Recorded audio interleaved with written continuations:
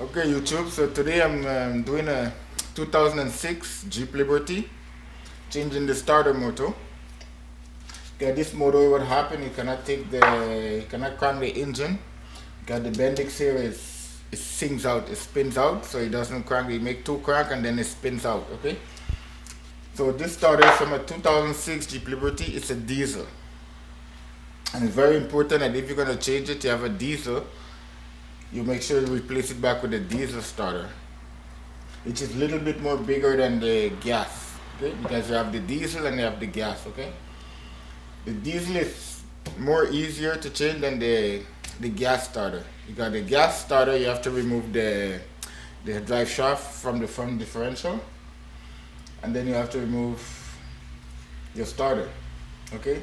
So with the diesel starter, this one here, the only bolt on this one is hard to remove is the bolt in the back. You have three bolts to remove, okay? Because this starter is bolted on the engine block itself, okay? So you have two bolts in the front, which is easy to access, and then you have one bolt on the inside. So I'm gonna turn the starter, you can see the bolt. So you have this bolt on the inside, all right? So this bolt, so before you start this job, number one, you have to disconnect your negative battery cable so you don't make any short to your wire that come in here, because this wire that come in here is a positive direct from your battery. So you don't want to make any short and burn any fuse or anything like that, okay? So you have the 3 bolt here. So I recommend, if you want to go the easy way, you could take 1 bolt from in front, or you could take out the hardest bolt first. Why the hardest bolt first? Because it's easy for you to take it out, because when you put your socket in there, so when you get this bolt, it's easy. Sometimes you just lose it, and then after you can turn it by your hand, right? Because there's no access here, because this is right up to the engine wall here, okay? So you don't see this bolt, you just have to feel for it. You don't physically see it, okay? So this bolt, the 2 outside bolt, you can see the 2 outside bolt.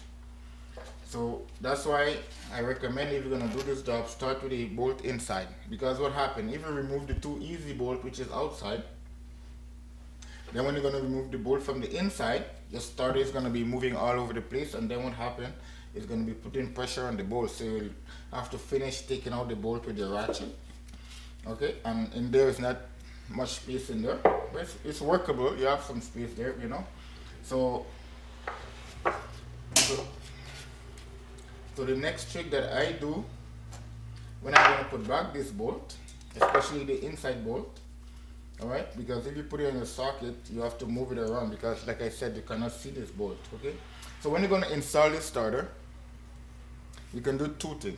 But what I do, you can put some silicone on the bolt and put it on the bolt back here, so the silicone is gonna hold it from coming out. Okay, then you install your 2 outside bolt. You don't tight it. Okay.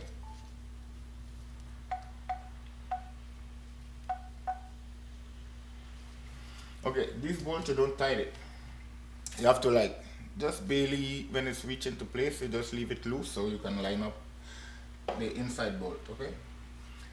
So on the next trick, if you want, but for me, I prefer that you put some silicone, or if you don't have silicone, you take a piece of paper, okay, like this, a little piece of paper, not a big piece. You put it through the hole of the starter, and then you put your bolt through, because you need a little bit thicker one.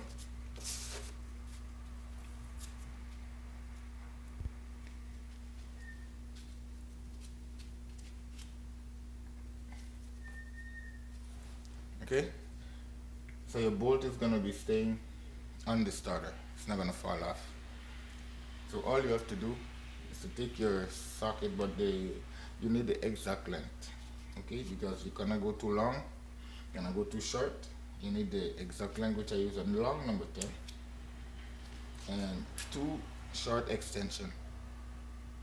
Okay, and this gives me the perfect length because you want your tool to be a little bit out of the starter.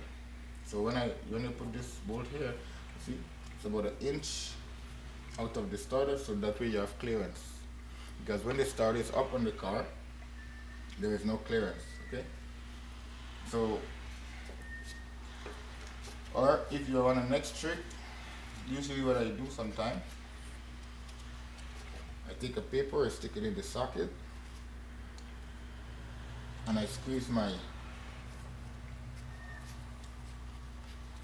bolt onto it. So this way, when you're in there fumbling up, because you have some wire, you have some cable running there, so you don't want to like your bolt keep dropping off, and when you already installed the starter, and then you have to try to find this bolt by getting magnet and try to find it. So that's why the easiest way is try to get your bolt, the inside bolt. Either put some silicone or put a piece of paper and let this bolt stay there.